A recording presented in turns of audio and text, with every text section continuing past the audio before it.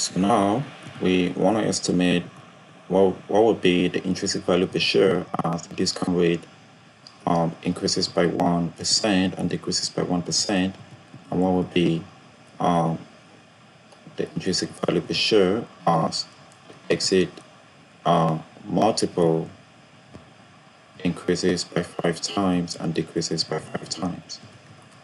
So let us begin here referencing to the exit multiple from our control panel of 25 times EBITDA. So this is how much the investor might be selling its stocks for at the end of the projected period, say 25 times EBITDA. And if it goes in the very best case of say 30 times up to 35 times, and in the worst case of 20 times to 15 times, what will be the equity value per share as a result of those changes, and also for the discount rate, which is the weighted average cost of capital. We can go to the control panel, and we can grab that work here, link that to our model of 8%. So if the discount rate here increases by 0.01, that is 1%.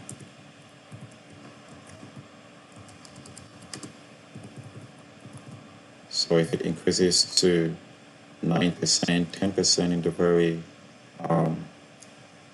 worst case, and it decreases by 0.01 in the very best case,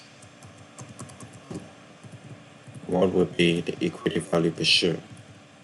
So how with that setup now, we can link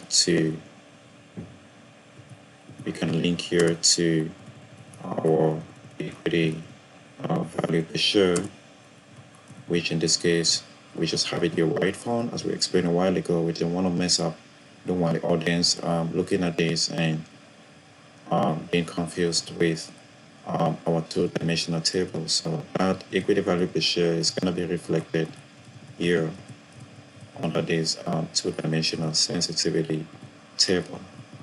So we can now highlight all of this.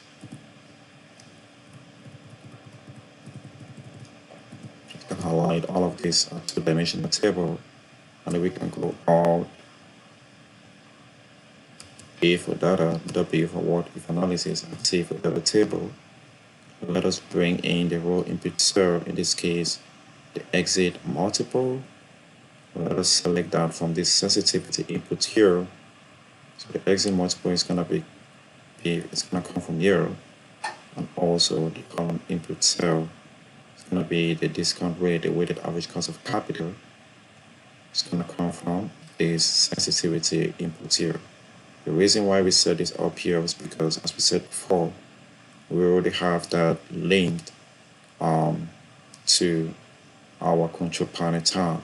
So if that place is blank, then these references will be referencing instead to those assumptions in the control panel tab.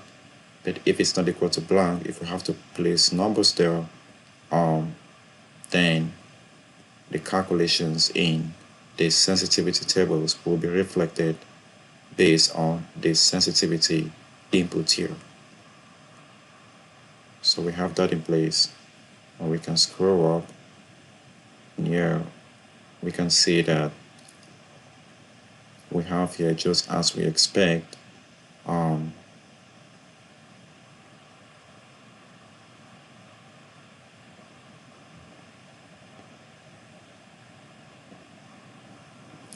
the very base case, we can see here that there is an intrinsic value of roughly $3.8 million per share, which is equivalent to what we're having in our base case here. So we can just, let us scroll down to switch things around the model. So the discount rate, let us say that the discount rate is 5%. In this case, let us set it up to be, in this case, 7% discount rate and 35% for the exit multiple.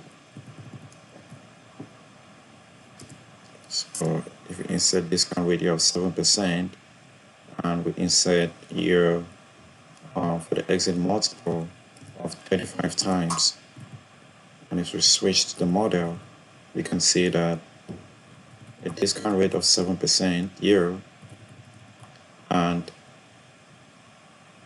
an exit multiple of 35 times leads us to an intrinsic value per share of $5.6 million per share. So as you can see, it is very, very important to find this kind of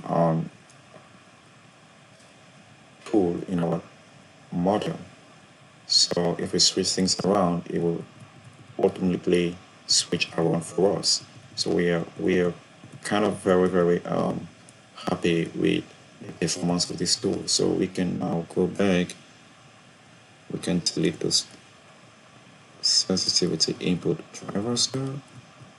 And as you can see here, we have set up everything to be just as we want it to be. So we can do the same thing for the cost of sales and the base case annual gross profit. So in this case, for the cost of sales as a percentage of revenue, it's a very important factor to have in our model for any changes in the intrinsic value per share.